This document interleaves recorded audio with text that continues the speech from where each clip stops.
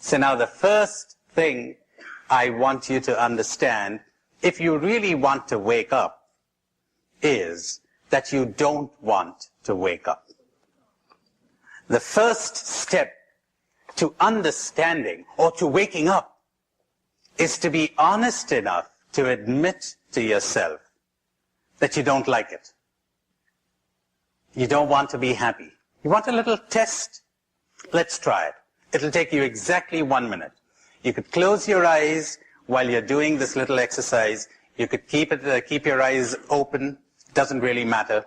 But listen to this. Think of someone you so-called love very much. Someone you're close to. Someone who is precious to you. And say, I'd rather have happiness than have you. And see what happens. I'd rather be happy than have you. If I had a choice, no question about it, I'd choose happiness. How many people felt selfish when they said this? Would you raise your hands? Isn't that wonderful? See how we've been brainwashed? See how we've been brainwashed into thinking, how could you be so selfish? Look who's being selfish. Just imagine somebody says, how could you be so selfish that you choose happiness over me? Who's being selfish now?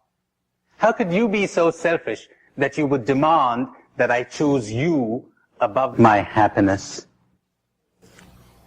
When I was a child in the 8th grade, a Jesuit cousin of my mother gave the Traore at the Jesuit Church in Milwaukee, and he opened each of the conferences with this word, for the test of love is sacrifice, and the gauge of love is unselfishness. So I think you should love it. That's marvelous. She speaks about a Jesuit who says, the test of love is sacrifice. And the gauge of love is selflessness, unselfishness. But now tell me, would you want me to love you at the cost of my happiness? Yes. She said yes. Isn't that delightful? You're great. You're tremendous. You're tremendous.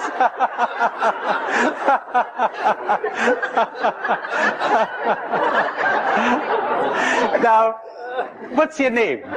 Claire. Okay, Claire. Now, wouldn't that be wonderful that you would love me at the cost of your happiness, and I would love you at the cost of my happiness, and you got two unhappy people, but long live love. We were saying, we don't want to be happy. We want other things. Or let's put it more accurately, we don't want to be unconditionally happy. I'm ready to be happy provided I have this and that and the other. And you know what we're really saying? We're saying, you are my happiness, to our friend, or to our God, or to anything. You are my happiness. If I don't get you, I refuse to be happy. And it's so important to understand that. Yes. Give me your name. Jenny. Jenny. Yes, Jenny. Is it so much that we don't want to be happy, or that we cannot imagine being happy without all of it? All right, that's pretty well put. Wouldn't it rather be that we cannot imagine being happy without all those things? That's pretty accurate, Jenny. Yes. And that's the reason why we don't want it. Because we cannot conceive of the fact that we would be happy without all of those things. We've placed our happiness, we've been taught to place our happiness in all of those things. So that's the first thing we need to do if we want to come awake. which is the same thing as saying, if we want to love, if we want freedom, if we want joy and peace and spirituality. In that sense, spirituality is the most practical thing in the whole wide world. I challenge anyone to think of anything more practical than spirituality as I have defined it. Not piety, not devotion, not religion, not worship. Spirituality, waking up. Wake up. Look at the heartache everywhere. Look at the loneliness. Look at the fear, the confusions, the conflicts in the hearts of people. Inner conflict, outer conflict.